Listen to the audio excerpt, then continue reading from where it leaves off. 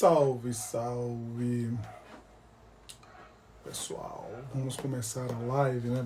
Fazendo um bate-papo sobre a situação envolvendo Anderson Torres, né? Que é o ex-secretário de Segurança Pública lá de Brasília, né? Boa, Daisy. Vamos bater esse papo para discutirmos, né? Tentar entender um pouco, na verdade, o que é que está acontecendo em relação a esse fato, né? O que é verdade, o que é mentira, o que pode acontecer, quais são os caminhos, na verdade, que vão tomando essas investigações. Nós marcamos para as 22h01, então estamos no nosso horário. Temos que começar por causa da duração razoável da live, né? Não temos aqui o condão de ficar até as meia-noite de segunda-feira. Então seremos rápidos, concisos e objetivos nessa discussão sobre grande Fábio Guilherme, doutor, como é que vai, meu amigo? Advocacia de Aracaju presente aqui com a gente na nossa live, nessa discussão tranquila sobre esses pontos referentes ao Anderson Torres, né, que está preso, já passou por audiência de custódia, pelo visto a prisão vai continuar, né? Vamos ver essa discussão em relação a 90 dias, né? Se vai manter ele após 90 dias preso, se não vão manter. Vamos dar uma olhadinha em tudo que está acontecendo nesse ponto. Bom, pois bem, vamos lá, pela duração razoável da live, vamos começar a discutir alguns pontos importantes sobre a situação. Pois bem, nosso bate-papo Obrigado, meu irmão. Nesse bate-papo inicial, nós vamos discutir sobre a questão de Anderson Torres, né? O ex-secretário de Segurança Pública, delegado federal, que está preso por supostamente, de alguma forma, ele ter concordado, ele ter avançado em relação aos ataques, né? À questão do Parlamento, do Supremo. Bom, primeiro ponto importante para a gente discutir aqui seria a questão da competência, no sentido de que, devido à Lava Jato, nós temos agora, né, o Judiciário brasileiro como um todo, o Ministério Público, né, os órgãos ligados diretamente à Justiça, como o Ministério Público e o próprio Judiciário, se atentar para a questão da competência. Bom, por que isso? Porque, olha só, Torres não tem foro por prerrogativa de função. O cargo dele atual não prevê um foro por prerrogativa de função no Supremo. Então a primeira discussão seria aqui nós colocarmos por que ele está sendo preso, julgado, investigado, julgado ainda não, mas investigado pelo Supremo. Primeira discussão importante, esqueçam a questão da fake news, esqueçam todos esses inquéritos que estão ocorrendo no Supremo. O primeiro ponto inicial para discutirmos aqui é que o Supremo é competente porque o crime ocorreu dentro das suas dependências. Olha que coisa interessante. O próprio Supremo ele tem um poder de polícia quando os crimes acontecem dentro da sua casa. Lá você tem no regimento interno do Supremo. Então, o fato de Moraes estar trabalhando em cima desse inquérito, estar trabalhando em cima dessa investigação, de estar dando todas essas ordens, é porque, na verdade, como ocorreu nas dependências do Supremo, o Supremo tem a competência para julgar, melhor dizendo, para investigar os crimes que estavam cometidos dentro das suas dependências. Então, por isso que o Supremo ele irá conduzir, por intermédio de Alexandre de Moraes, toda essa confusão relacionada ao Supremo, que por via transversa acaba pegando também no Congresso Nacional e no chefe do Executivo lá, né, no Palácio da Alvorada. O cerne da discussão, prestem atenção, é o seguinte: quando os políticos eles são autores do delito, fica fácil de entender a competência pelo foro por prerrogativa de função. Agora, no caso de serem vítimas, aí sim você vai ter uma certa dificuldade de visualizar toda essa discussão em relação à competência, mas grave aí, como o fato ocorreu dentro das dependências do Supremo, não há o que se discutir em relação à competência do Supremo via, leia-se, ministro Alexandre de Moraes. Bom, outro ponto importante da prisão dele, repare que ele está preso no batalhão da PM. Por quê? Porque, obviamente, ele possui nível superior e também desenvolveu uma atividade relevante. Logo ele, né, está no batalhão da PM, então ele está lá. Ele é delegado da Polícia Federal, tá, gente? Ele é delegado da Polícia Federal, então ele está lá na batalhão da PM, sala de Estado-Maior. Teve até um promotor hoje que estava lá observando toda a situação. Um ponto importante que ele vai ter que explicar um pouco, e já está tendo uma investigação muito forte sobre isso, é sobre o celular que ele deixou nos Estados Unidos. Só que eu estava pesquisando aqui, observei que a investigação ela está buscando outras formas de encontrar o celular dele, não fisicamente, mas na nuvem. Então há toda uma preocupação agora da Polícia Federal na investigação para que haja acesso ao conteúdo que está na nuvem.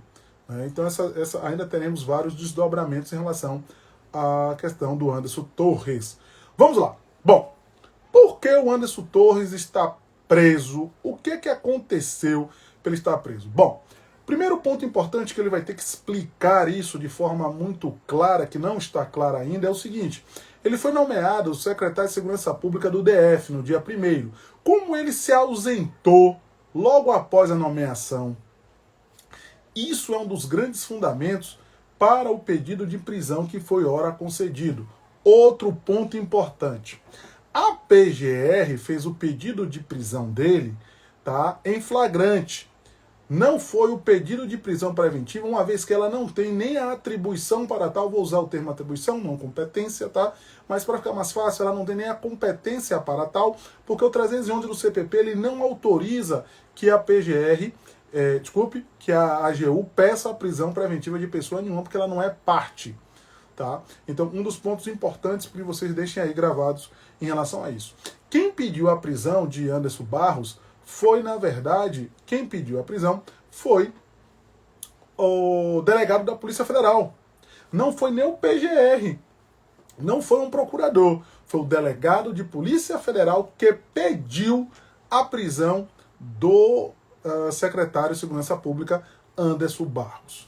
Pois bem, vamos analisar agora a prisão de Anderson. Bom, a prisão de Anderson ela está consubstanciada, né, muito decantado pela prisão preventiva, previsto no artigo 312, começa ali 311, 312, 313, 316 do CPP.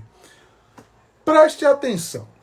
Olha só, juridicamente falando, tem pessoas que estão defendendo a prisão de Anderson Torres e pessoas que defendem que não. No Supremo foi na votação 9-2.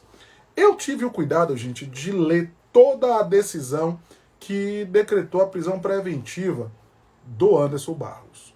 Pois bem, entendendo a sistemática pelo que ele foi preso, tudo bem. Mas eu achei que faltou um pouco mais de fundamentação justamente nos pontos mais clássicos. Preste atenção comigo aqui. O fundamento primário da prisão de Anderson Barros foi garantia da ordem pública. Só que, na verdade, você tinha que conjugar, na verdade, Moraes tinha que conjugar a garantia da ordem pública junto com a conveniência da instrução criminal. Porque, uma vez ele ainda no cargo, poderia dificultar a colheita de elementos probatórios ou de a própria prova para que fosse instruído o processo. A garantia da ordem pública, por si só, eu não vejo esse elemento fortemente ligado a ele. Tá? Porque você vai ter que observar que garantia da ordem pública, garantia da ordem econômica para a conveniência da instrução criminal e para a aplicação da lei penal. Ordem econômica, e aí? para a aplicação da lei penal, você não consegue configurar como Moraes não fez. Ele puxou muito mais para a ordem pública do que para a conveniência da instrução criminal, que deveria ter sido, para mim, o pedra de toque do fundamento para que você tenha a decretação da prisão. Um dos pontos também que tem indícios de autoria, prova da materialidade e perigo gerado pelo estado de liberdade. Vamos entender isso à luz do que supostamente Anderson fez. Paremos e analisemos da seguinte maneira. Olha só aqui um ponto importante.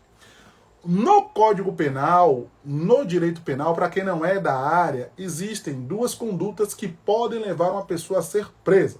Pois bem, a pessoa pode ser presa na ação dolosa ou na ação culposa. Tranquilo. Essa ação dolosa ou culposa pode ser comissiva ou omissiva. Ou ainda, agora cria-se para vocês um entendimento, comissiva por omissão. É quando um não fazer é considerado um fazer pelo direito. Então veja bem, Anderson está preso, preste atenção, ele estava nos Estados Unidos. Só que foi decretada a sua prisão porque, segundo Moraes e o delegado da Polícia Federal, houve uma omissão penalmente relevante. Detalhe importante, uma omissão de natureza dolosa. Então, com base no artigo 13 do Código Penal, o Moraes entendeu, melhor dizendo, desculpa, o ministro Moraes entendeu que Anderson Barros, ele foi omisso de forma dolosa. E essa omissão dele é uma omissão imprópria, ou seja, o seu não fazer foi considerado um fazer. Logo, quando você vai e faz a conjugação com o artigo 312, que diz indícios de autoria e prova da materialidade. E você vai perguntar, mas Cristiano, ele estava no exterior. Vou espirrar. Desculpa, ao vivo, né? Ele estava no exterior. Então ele não teria como ter participado. Peraí que eu vou espirrar. Acho que vai dar zebra, hein? Mas vamos lá. Ele não poderia ter, ele não participou, ele não fez nenhum ato ativo em relação a esse fato, mas o Código Penal traz ele para discussão. Traz ele justamente para a discussão da sua omissão ser penalmente relevante. Então, neste caso, em particular, ele vai responder como se ele tivesse, muito obrigado, tivesse praticado diretamente o ato. A omissão é penalmente relevante quando? Nesse caso dele, basta você lembrar dos exemplos clássicos de... Grande meu irmão Carrangel, quiser participar, estamos à disposição.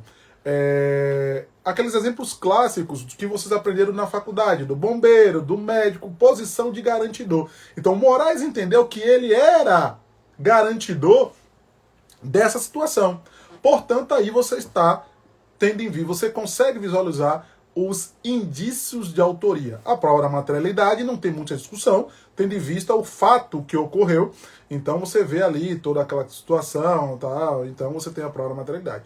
O que eu não vi direito na fundamentação de Moraes é o perigo gerado pelo estado de liberdade. Eu não percebi, ele só comentou que ele poderia ter visto o cargo, dificultar toda a situação. Então isso aí é um ponto que ficou devendo na minha avaliação na decisão de Moraes. Ele trouxe vários fundamentos, mas para mim ficou faltando justamente ele me dizer de fato, de forma concreta, tá, o que levou ele a decretar. Um dos pontos importantes que vocês precisam entender é o seguinte: Cristiano, há alguma coisa escabrosa na prisão? 40% dos presos no Brasil são provisórios. Então, a didática, vou dizer assim, a pedagogia da prisão no Brasil se adequa perfeitamente à prisão de Anderson Torres. Não é para trazer nenhum tipo de, vamos dizer assim, de... ele foi... Não, porque a nossa cultura, a cultura do judiciário é prender. Então, nada mais, nada menos do que a prisão dele é uma prisão dentro das expectativas da nossa pedagogia punitivista da prisão. Bom, a prisão dele, Cristiano, tem... Qual é o grande fundamento? Olha só, um dos pontos importantes aí é que a prisão dele está... ele não foi ouvido. Então, eu aprendi com Etienne Laboissy, quem tiver curiosidade depois dá uma lida nele, que na verdade quando se comete alguma coisa errada, você não tem amigos, você tem cúmplices. Então, às vezes, essas prisões, além de buscar minimizar os impactos que eles possam ter, que eles possam fazer durante as investigações, também pode ter um condão de, olha, se você delatar, você vai ter um benefício, e a gente já sabe que essa prática foi muito utilizada na Operação Lava Jato. Então também tem que tomar cuidado, porque a forma assodada de realizar essas atividades, essas prisões, essas investigações, podem levar a uma nulidade, né? Aí vai entrar a questão da composição do Supremo. Bom, eu falei da omissão. Vamos aqui pontuar para vocês quais são as omissões que estão sendo ditas pelo ministro Alexandre de Moraes e pela própria Polícia Federal, que pediu a prisão dele. Bom, ausência de policiamento especial no comando de choque da Polícia Militar do DF. Autorização para mais de 100 ônibus ingressarem livremente em Brasília sem qualquer acompanhamento policial, mesmo sendo o fato notório que praticam atos violentos. Isso aqui é que está complicando ele um pouco. Bom, ausência de policiamento, a gente discute, mas autorização para mais de 100 ônibus ingressarem livremente, ou seja, não há um acompanhamento da polícia para a manifestação, isso vai ser difícil ele conseguir comprovar. Total inércia no encerramento do acampamento em frente ao quartel-general do Exército, mesmo quando patente que o local estava infestado de terroristas. Então, basicamente, a omissão dele ficou demonstrada para o STF justamente nesses 3 pontos, tá? A ausência do policiamento, autorização para mais de 100 ônibus ingressarem em Brasília e total inércia em frente ao acampamento. A questão do acampamento, isso aí a gente não vai discutir. Não vejo muita discussão em relação ao acampamento, porque estiveram em várias situações esse acampamento. Então, não vou entrar nessa séria discussão. Agora, a autorização para mais de 100 ônibus, aí sim você pode sim configurar uma omissão, uma permissividade, uma forma que ele encontrou de fazer uma coisa branda, né? Aquela coisa neutra. Então, nesse sentido, você consegue ter um probleminha para Anderson Barros aí que vai lhe trazer alguma situação. Nesse contexto, na omissão de Torres, o que é que nós temos? Quais são os crimes que Torres pode responder? Preste atenção comigo, finaliza aqui, observe. Ele pode responder pelos mesmos crimes que nós discutimos na semana passada. Então, todos os crimes imputados aos manifestantes, aos patriotas, o que você quiser chamar, aquelas pessoas que estavam lá, os mesmos crimes que foram imputados a elas podem ser imputados a Anderson Torres. Então, Anderson Torres pode responder por dano qualificado, associação criminosa, detalhe, como dito na semana passada, essa associação criminosa, ela pode tornar-se facilmente uma organização criminosa se ficar comprovada a estrutura, o direcionamento, que havia um chefe, que havia toda uma hierarquia pensada para isso. E temos ainda a discussão muito forte sobre isso, devido aos financiadores dos atos, ok? Então, a partir daí nós temos também abolição violenta do Estado Democrático de Direito, nós vimos também. Golpe de Estado, vimos também. Terrorismo, tem gente aí discutindo muito o terrorismo. Vou só discutir com vocês aqui, jogo rápido. Praticar por um ou mais indivíduos por razões de xenofobia, discriminação ou preconceito de raça, cor, etnia e religião, cometidos com finalidade de provocar terror social generalizado ou expondo a perigo pessoa, patrimônio, paz pública ou incolumidade. Eu ainda vou sustentar porque eu não consigo visualizar o crime de terrorismo nessa situação, porque o tipo penal é claro, praticar um dos mais indivíduos por razões de xenofobia, não vi isso, discriminação, não vi, ou preconceito de raça, cor, etnia e religião. Eu não vi isso. Tá? Eu não vi a tipificação do terrorismo e eu não consigo ver até agora, mas claro que se tiver elementos, nada impede que eu mude a minha opinião. Tá? Esse aqui também entra para Torres, porque ele tem aqui apoio ao terrorismo, promover, constituir, integrar ou prestar auxílio pessoalmente ou por pessoa interposta à organização terrorista. Nesse caso aqui, se você configurar o crime de terrorismo para ele, tá? O artigo 2º da lei 13 e 260, você automaticamente consegue colocar ele no artigo 3º. Porque quando é prestar auxílio, gente, prestar auxílio é uma coisa material. Instigação, indução ou auxílio. Instigação e indução são psicológicos, o auxílio é material. Do momento que ele não fez... obrigado, Renata. Do momento que ele não tirou, do momento que ele não utilizou das ferramentas que ele tinha para impedir que acontecesse aquilo, automaticamente ele o quê? Auxiliou. Então ele deu um auxílio material para que aquilo acontecesse, tá? Também tem financiar atos terroristas, são crimes que estão todos ligados. Então você tem 3 tipificações altamente ligadas, que eu não acredito na primeira, por via de consequência, eu não consigo visualizar os outros 3 elementos ligados ao terrorismo. Então Anderson ele pode responder por todos os crimes que estão sendo imputados aos outros e mais alguns em relação ao outro. Um dos pontos agora, pessoal, que nos trouxe essa discussão sobre Anderson Torres é o seguinte: algumas perguntas ele terá que responder, tá? Vamos chegar lá. Como relação ao rascunho do decreto de estado de sítio encontrado na casa dele tem algum tipo de validade, pode ser aceito como prova? Vamos, Deise Mota, vamos chegar já já nessa discussão sobre a validade do documento, né, da minuta encontrada sobre isso, tá? Ele fala que vai ser descartado, né, o Anderson Torres. Então aqui, o que é que nós temos na questão do Anderson Torres? Algumas perguntas, tá, sobre a omissão de Anderson Torres. O que é que ele vai ter que sair, tá? Já vamos chegar no decreto. O que é que ele vai ter que discutir? Bom, primeira pergunta que vão se fazer a Anderson Torres no seu interrogatório. A primeira: quem escreveu esse documento, essa minuta? Quem escreveu? Tá? Não vejo terrorismo, não tem como. Discriminação por ideologia não está no tipo penal, não tá. Que ideologia? Qual? Não está claro, isso não tem como. Aí é invenção, querem pegar de qualquer jeito por terrorismo, mas não vejo, sinceramente eu não vejo essa possibilidade, tá? Quem escreveu o documento é uma das perguntas, mas Dino disse que estava acompanhando e não pensou que ia chegar a esse ponto. Tá bom. Dino é outro também, que estava lá. O tipo penal não prevê política, tá, Adelmo? Não vê, não adianta o tipo penal não prevê ideologia política. Pois bem, então, primeira pergunta que vamos fazer a Dino, tá? Quem escreveu o documento? Dino vai ter que responder essa pergunta. Quem escreveu o documento é uma pergunta que ele vai ter que saber. Outra, Bolsonaro sabia dessa minuta? Vão perguntar a ele. Vamos perguntar. A minuta seria usada para um golpe? É outra pergunta. Outra pergunta. Torres falou com Bolsonaro sobre as manifestações? Outra pergunta.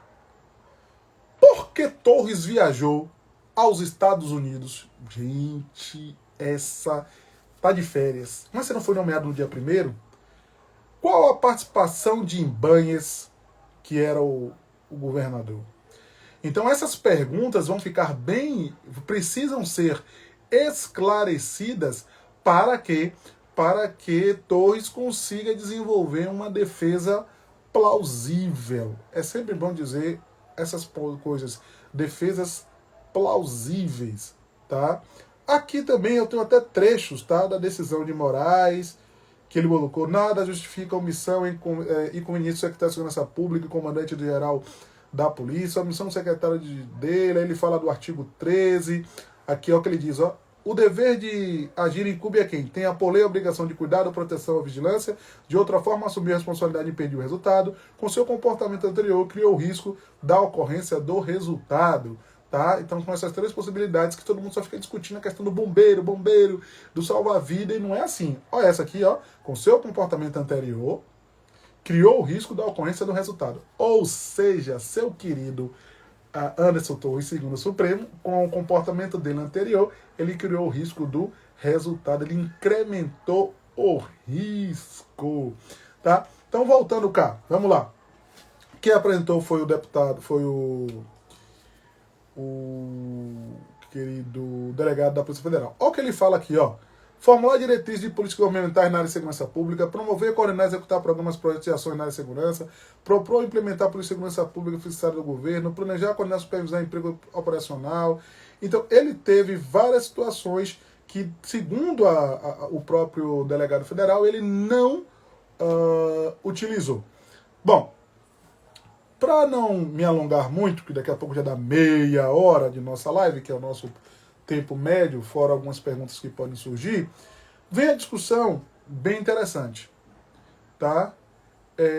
O que é que nós temos? Nós temos o seguinte, quanto ao confronto entre policiais, pode ocorrer expulsão, demissão a bem do serviço público. Demissão a bem do serviço público para a maioria dos policiais ali envolvidos, principalmente os que fizeram foto, tiraram selfie, esses produziram provas belíssimas contra eles. Belíssimas mesmo. Bom, confissões esporádicas, não é? É uma teoria chamada das confissões esporádicas. Pois bem, então, gente, a questão do documento, da minuta. Eu vou pedir para vocês aqui uma licença rápida, tá?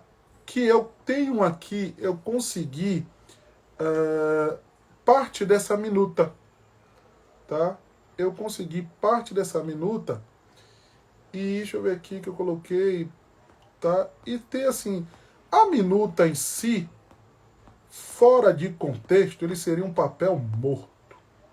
Mas dentro do contexto ele traz problemas seríssimos. Coisa rápida, vem comigo, presta atenção. Fica decretado com fundamento no artigo 136, 140, 141 e 84, no inciso 9 da Constituição Federal, o Estado de Defesa, na sede do Superior Tribunal de Justiça Eleitoral, seria grave ameaça à ordem pública e paz social, fica estipulado para 30 dias. Então, o decreto, ele traz sim a discussão, tá, gente? Fortemente, ele dá o indício que teria uma intervenção direta no Superior Tribunal Eleitoral. Tá? Olha só o que ele diz, ó, no inciso 1º, sigilo de correspondência de comunicação temática e telefônica dos membros do Tribunal Superior Eleitoral durante o período que compreende o processo eleitoral até a diplomação do presidente e vice-presidente eleito no dia 12/2. Então você tem aqui algumas coisas interessantes. Ó. A comissão da reguladora eleitoral será composta por 8 membros do Ministério da Defesa, inclui o presidente, membros do Superior Federal. Então tem algumas coisas realmente que são complexas nesse decreto, que assim, ó, ele fora de contexto, ele não traria nenhum tipo de discussão, fora de contexto. Mas dentro do contexto atual, dentro das posturas do André Barros, tá? Do Anderson Barros, você tem sim um peso. A relação dele enquanto meio de prova, aí é outra coisa. Primeiro, quem redigiu? Por que redigiu? Isso vai trazer uma dificuldade. Ele tem indícios. Tudo depende da forma em que Anderson vai colocar isso na mídia ou no seu interrogatório. Tá? Então, a gente já falou, Margot, na live anterior, nós discutimos a questão da individuação da pena, porque é totalmente possível que haja a denúncia, tá? Nesses casos, a gente já discutiu na live passada sobre a individuação de cada conduta. Já tem a decisão do Supremo, de outros casos, quando você tem a questão da multidão delinquente nos crimes societários, a genérica e a geral. Então, o que acontece? Esse decreto, ele fora de contexto, ele não traria nenhum tipo de repercussão, mas dentro do contexto ele trouxe. Em relação a ele como meio de prova, gente, ele não tem validade. Ele, na verdade, pode ser indício para corroborar um outro tipo penal. De novo, ele vai ser utilizado como um indício, a depender de quem fez, de quem colocou. Ele está servindo como um indício. Ele vai servir para confabular, para preencher, tudo isso. Ele vai preencher as lacunas, mas a prova cabal de que havia as instituições anteriormente no poder iriam buscar alguma forma de dar um golpe, ele com esse documento cabal, ele não é. Ele não é esse documento cabal. Ele vai servir, se for o caso, a depender de como o Anderson diga como ele foi produzido, aí você terá a discussão em relação à sua validade e como é quem participou. Se o ex-presidente Bolsonaro sabia, se ele participou dessa configuração, tá? Esse documento só trouxe uma maior tensão social, política, mas jurídica eu não vejo. Tensão jurídica por esse documento, eu não vejo nenhuma tensão jurídica. Ele por si só não está me dizendo nada. E juridicamente ele por si só também não vai dizer.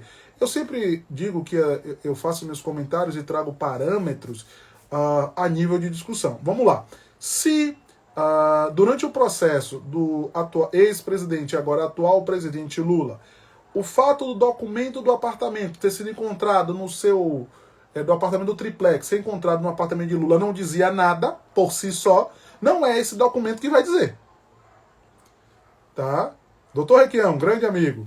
Tá? Então nós temos que ter a mesma ponderação. Eu não tenho problema político nem com um nem com o outro. Então, se durante os fatos que aconteceram na investigação do triplex do presidente Lula foi dito que aquele documento do triplex nada diria, não será esse documento que dirá. Tá? Não vai ser confissionado, pode ser qualquer coisa, D'Artagnan, qualquer coisa, D'Artagnan, porque não tem, é a mesma coisa de Lula.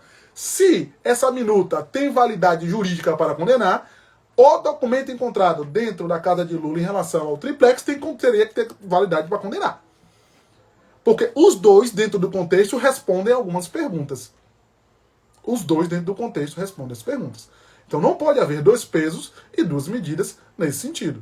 Temos que ter o bom senso de discutir a coisa de forma jurídica, de forma legal, que será que esse documento, tá? Então, pela teoria da prova, esse documento, no máximo, pelo artigo 155 do Código de Processo Penal, ele, no máximo, pode ser interpretado como um indício que vai suprir alguma lacuna dentro do contexto. Não tem como... Primeiro, não vai ter, a priori, como descobrir a autoria, porque o documento estava impresso. Então, você precisaria de um pendrive, encontrar ele em um computador, ver se foi mandado por e-mail. Então, há toda uma discussão para se dar logo uma validade. De novo, Cristiano ele tem importância para o contexto que nós estamos vivendo, para o contexto que ele está sendo investigado. O Anderson Torres tem sim. Mas ele, como única fonte para a condenação do ex-secretário Anderson Torres, não há como você discutir essa possibilidade. Moraes, Paulo Roberto Pinho Moraes, grande amigo, olha a pergunta dele. Atos preparatórios. Gente, preste atenção que algumas pessoas...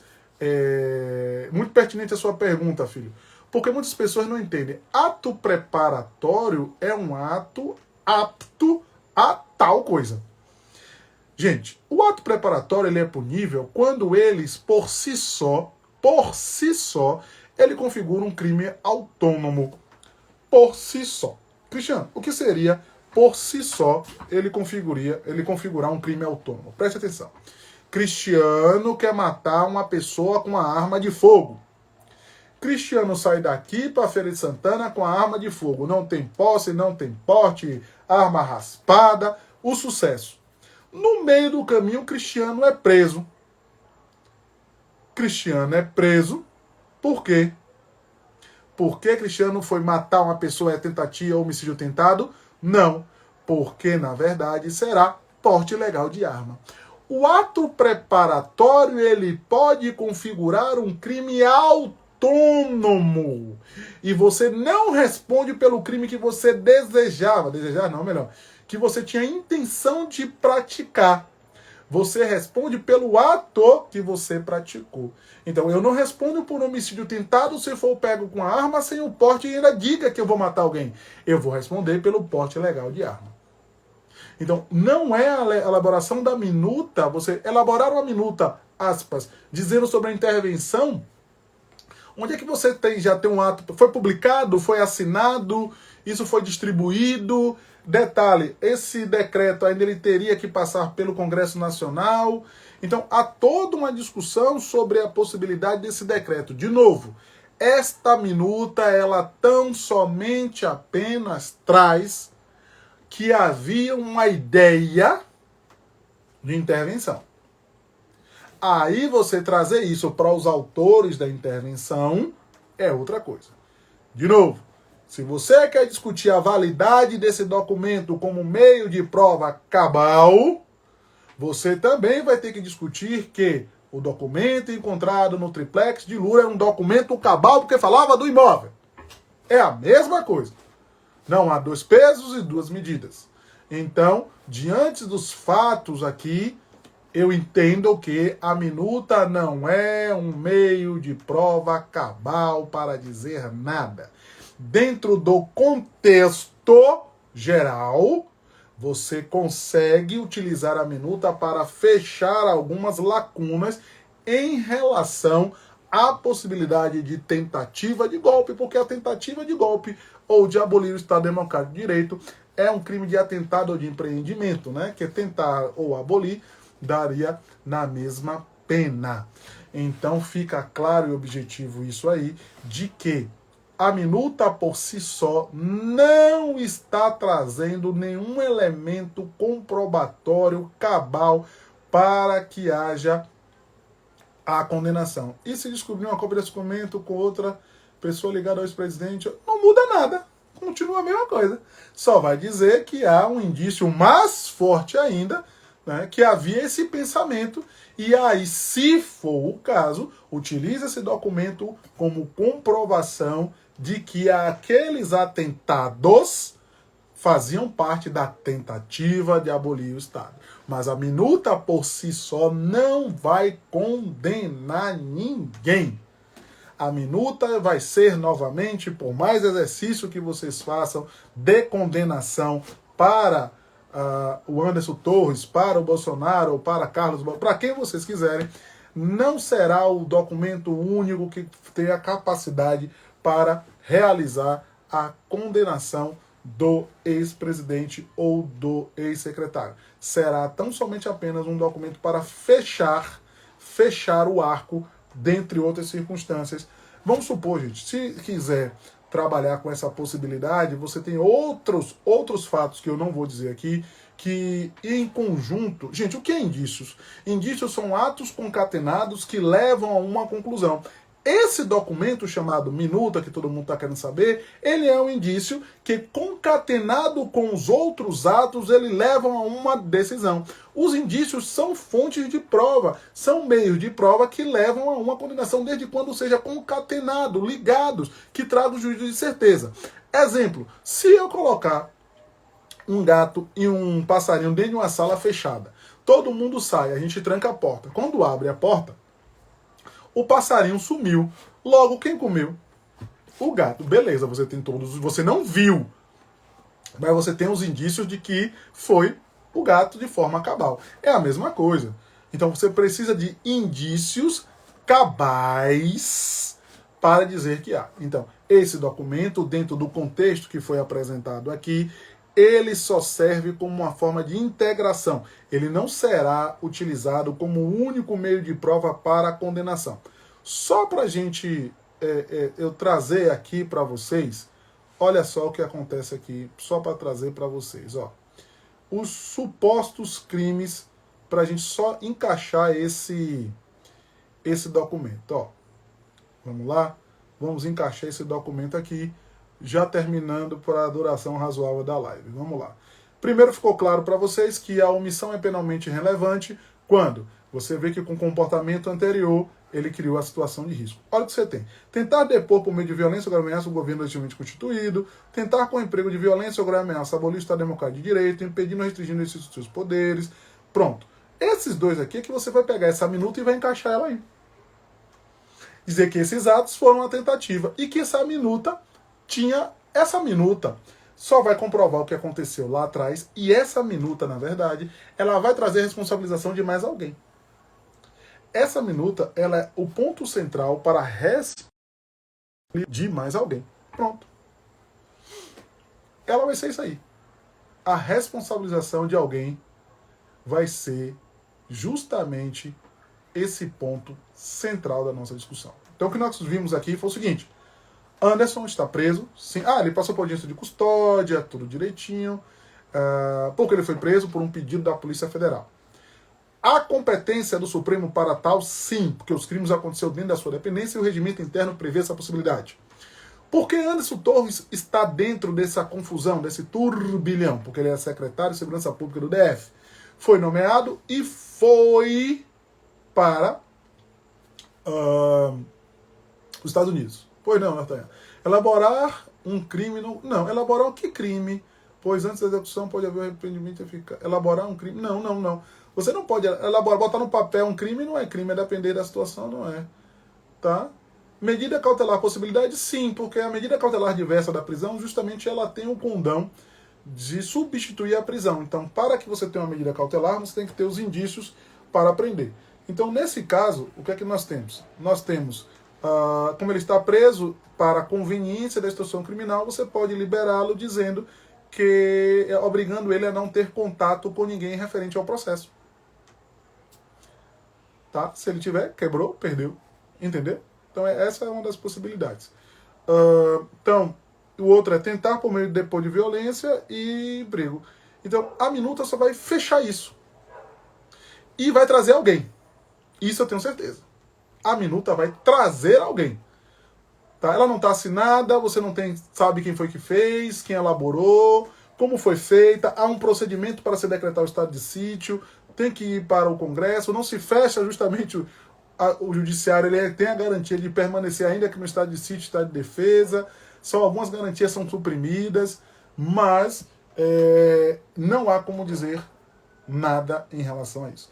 Então, só para finalizar, nós temos a questão da prisão dele, 312, não vi um fundamento muito forte para a fundamentação da prisão. Para mim faltou algum elemento, mas dentro do contexto ela é válida, né? Tendo visto os acontecimentos.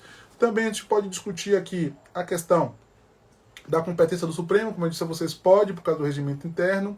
Os crimes que ele vai responder é por omissão, precisamente no artigo 13, na linha C, parágrafo 2º da linha C, que com seu comportamento anterior ele gerou o resultado. Estão dizendo que é de forma dolosa, logo cabe a preventiva porque a pena é acima de 4 anos, não tem discussão nenhuma sobre isso. Os indícios de autoria você vai ter justamente pela omissão, a prova da materialidade são os vídeos e afins, e aqueles questionamentos que foram colocados também são muito pertinentes sobre a questão da omissão dele que eu trouxe para vocês nessa discussão aqui que eu pontuei, por que ele não tomou as medidas necessárias, principalmente por causa da entrada daquela quantidade de ônibus que entrou em Brasília e não houve nenhum tipo de repercussão, nenhum tipo de fiscalização. Então, nesse caso, ainda há muito a discutir, mas fica claro para vocês. Até então, há uma legalidade na prisão de Anderson. Há uma legalidade. Até então, há uma legalidade. Só, na minha opinião, faltou um pouco melhor fundamentar a prisão dele. Tá? A omissão dele é penalmente relevante? É. Agora, faltou para mim só fundamentar um pouco mais a prisão dele com os requisitos bem robustos da preventiva. Elementos tem, mas analisando a decisão do ministro, para mim faltou um tchan mais para o tamanho do ministro, para o tamanho do Supremo, né, para o tamanho de tudo. Eu acho que a decisão poderia ter sido maior, fundamental. Talvez pelo calor da pressa, ela não teve a análise completa dos requisitos como deveria ter, mas entendo sim que a prisão, neste caso em particular, devido à omissão dele, deveria ter ocorrido. Certamente ele tinha prévio conhecimento, difícil defender a ausência dele. A ausência dele realmente vai ser complicada. E meu vereador, Neutinho, parabéns aí pelo grande trabalho que faz em Camaçari. A cidade está muito feliz com o seu desempenho à frente aí da Casa Legislativa do município de Camaçari. Parabéns aí pelo seu trabalho. Tenho acompanhado de perto aí toda a sua dedicação com o povo de Camaçari. Pois bem, pessoal, então finalizamos aqui o nosso bate-papo sobre isso. Alguma pergunta, se alguém tiver. Agradecer a todos que entraram, doutor Requião, Caio, os advogados amigos aí, doutor Fábio Guilherme, lá de Aracaju, esteve aí com a gente também. Então, alguém tem mais alguma pergunta, alguma dúvida sobre o ponto hora trazido? Caso não tenha, vamos ficar por aqui com mais uma das nossas discussões pretéritas. Eu que agradeço a vocês. A live se estendeu um pouco mais do que eu pensei, né? Já estamos às 22h46. Já se vão mais de 30 minutos, né? Quase 40 minutos de live, só eram 30. Fizemos 40 aí pelas perguntas de vocês. E vamos seguir adiante. Semana que vem estaremos aí de novo. Grande meu amigo Carlão, mais conhecido como Tuninho. Semana que vem estaremos juntos de novo, com algum tema. Geralmente tem algum tema relevante. Eu ia mudar a live. Eu vou fazer, teve um cidadão, a próxima live vai ser sobre crime sexual, porque estava uma discussão sobre a investigação. Uma mulher, ela foi agarrada por um cidadão, encostada na parede, ele se masturbou segurando ela. A discussão era se era importunação sexual ou se era estupro. Então eu vou fazer uma live sobre esse caso em particular para puxar os crimes sexuais e também ainda um novo artista aí, né, um novo médico que também estava praticando estupro de vulnerável dentro do hospital. Tá bom? Então semana que vem teremos mais uma live sobre esse ponto importantíssimo que é, claro, se não tiver outro fato aí pipocando no nosso país. Forte abraço e até a próxima. Muito obrigado aí pela galera na segunda-feira do Harmonia, eu competindo com a Harmonia e ainda deu uma audiência bacana, hein? Valeu, pessoal. Forte abraço e até a próxima.